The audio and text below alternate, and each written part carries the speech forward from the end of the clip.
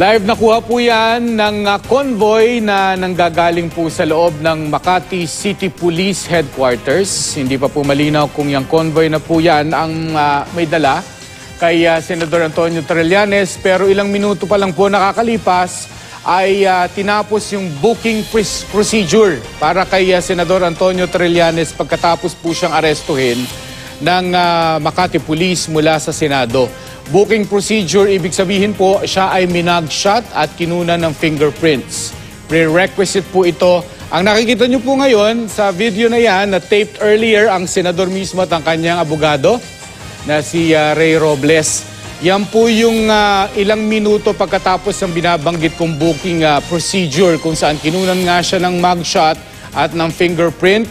Yan ang kanyang mugshot. Yan po ay kasama sa proseso para siya ay makapagpiyansa.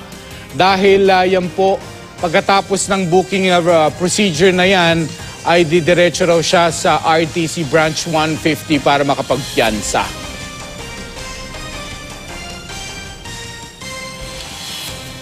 Sabi ni Senate Sergeant at Arms Jose Balahadja ay nasunod naman daw po ang protocol bago sumama ang senador sa mga pulis. Binasahan daw si Trillanes ng Miranda rights. Sabi ng abogado ni Trillanes na si Attorney Ray Robles, hindi pa nila nababasa ang kabuuang desisyon ng korte na pag nabasa na lang daw nila, saka na nila iisipin ang mga susunod nilang hakbang. Isa na riyan ang posibleng paghahain ng motion for reconsideration.